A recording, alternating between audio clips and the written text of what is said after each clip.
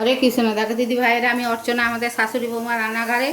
আজ আমি প্রতিদিনের মতো একটা রেসিপি নিয়ে চলে এসেছি। দেখো, আমি 2 ঘন্টা 2.5 ঘন্টা আগে ডাল ভিজিয়ে রেখেছিলাম। দেখো, ডালটা আমার ভালোভাবে ভিজে গেছে। আর এই সয়াবিন নিয়েছি, এই সয়াবিন দিয়ে আর এই ডালটা দিয়ে একটা রেসিপি বানাবো। তোমাদেরকে ভিডিওটা দেখাবো প্রথম থেকে শেষ পর্যন্ত। তোমাদের যদি ভালো লাগে এইভাবে করে খাবে, সকলের সাথে শেয়ার করবে, আমাদের চ্যানেলটা সাবস্ক্রাইব করে নিবে, কমেন্টে লিখবে আমার এই রেসিপিটা কেমন হয়েছে। তাহলে ধন্যবাদ জানাতে সুবিধে হবে। তোমরা যে যে আমাদের চ্যানেলে কমেন্ট করছো, তোমাদেরকে অনেক অনেক ধন্যবাদ। রথযাত্রার জন্য তোমাদের অনেক শুভেচ্ছা। জগন্নাথ, বলরাম, সুভদ্রা দয়াতে তোমরা অনেক ভালো থাকো, সুস্থ থাকো। আমি এইটা বেটে নিয়ে তোমাদেরকে দেখাবো। দেখো দিদি ভাইয়েরা, সয়াবিনটা দেখো আমি পাউডার করে নিয়েছি। এবারে ডালটা বেটে তোমাদেরকে আবার শেয়ার করবো। দেখো দিদি ভাইয়েরা, আমার ডালটা বাটা হয়ে গেছে, আমি বেটে ফেটে নিয়েছি। এবার সয়াবিনটা এতে দিয়ে দেবো। সয়াবিনটা যে গুঁড়ো করেছি, তোমরা এইভাবে করে খেয়ে দেখবে, খুব সুন্দর খেতে লাগে। এক পরিমাণ মতো নুন দিয়ে দেবো। রেখে দিয়েই ভাত খাওয়া হয়ে যাবে। আজকে নিরামিষের বাজার। একটু হলুদ দিয়ে দেবো, ঝাল ঝাল হওয়ার তরে একটু লঙ্কা গুঁড়ো দিয়ে দেবো, একটু আদা বাটা দিয়ে দেবো। দেখো, একটু হিং দিয়ে দেবো, যেহেতু নিরামিষ। দিয়ে এটাকে ফেটে তোমাদেরকে আবার দেখাবো। দেখো দিদি ভাইরা, আমি একটা কড়াতে তেল বসিয়ে দিয়েছি। তেলটা গরম হয়ে গেছে।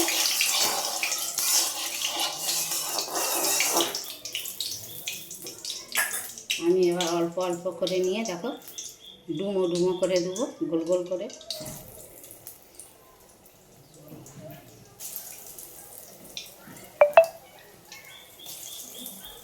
এই সয়াবিনের রেসিপিটা ডাল দিয়ে এত সুন্দর খেতে লাগে, আমরা করে খেয়েছি, খেয়ে তবে তোমাদের সঙ্গে শেয়ার করছি।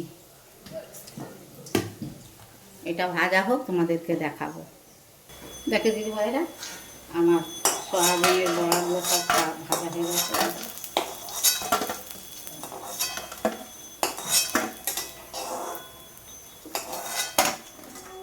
আর দ্বিতীয়বার আমি আবার সব ভেজে তোমাদের সাথে শেয়ার করবো।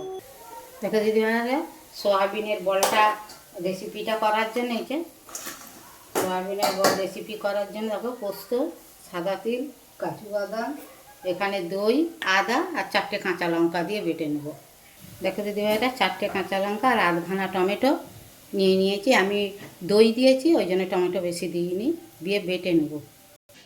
দেখো দিদি ভাইরা, সয়াবিনের বলগুলো আমার ভাজা হয়ে গেছে। দেখো, এবারে আমি ওই কড়াতে একটু তেল দিয়ে দেবো, দুটো কালো জিরে দিয়ে দেবো,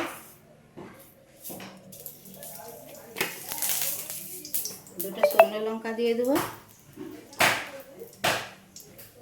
যেহেতু নিরামিষ একটু হিং দিয়ে দেবো,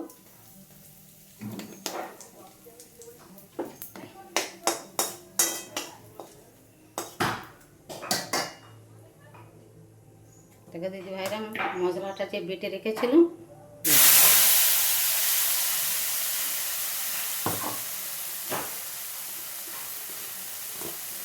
হলুদ দিয়ে দেবো, পরিমাণ মতো নুন দিয়ে দেবো,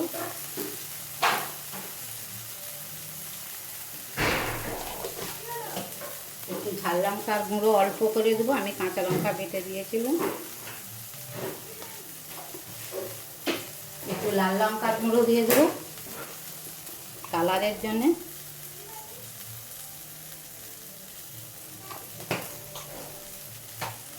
দুটো ধনে জিরে একটু দিয়ে দেবো,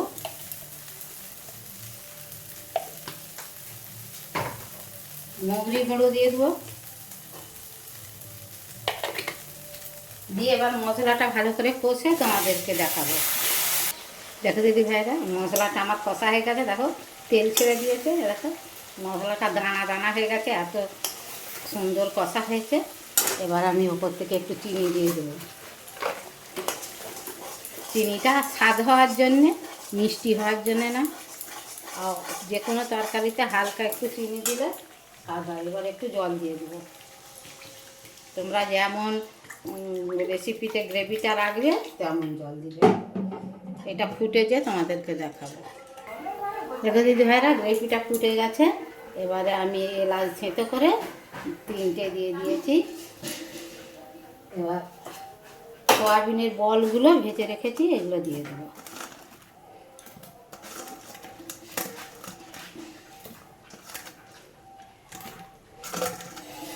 এটা আমার নাতিরা খাবে, ওরা ঝাল খায় না।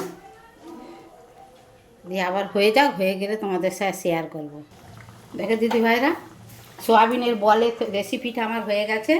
এবারে আমি গ্যাসটা বন্ধ করে দেবো, দিয়ে একটুখানি ঘি দিয়ে দেবো। দেখো আমাদের ঘি দিয়ে দেবো। দিয়ে আমার রেসিপিটা খাবার সময় তোমাদেরকে শেয়ার করব। যদি ভালো লাগে, আমি রেসিপিটা প্রথম থেকে শেষ পর্যন্ত দেখিয়েছি, যদি ভালো লাগে লাইক কমেন্ট শেয়ার করবে। আমাদের চ্যানেলটা সাবস্ক্রাইব করে নেবে, তাহলে নিত্য নতুন রান্নার রেসিপি ভলগ দেখতে পাবে। ফেসবুক থেকে দেখলে আমাদের চ্যানেলটা শেয়ার করবে। নতুন বন্ধু হলে আমাদের চ্যানেলটা সাবস্ক্রাইব করে নেওয়ার অনুরোধ রইল। জগন্নাথ, বলরাম, সুভদ্রার আশীর্বাদে তোমরা ভালো থাকো, যে যেথা আছো সুস্থ থাকো। হরে কৃষ্ণ, রাধে রাধে।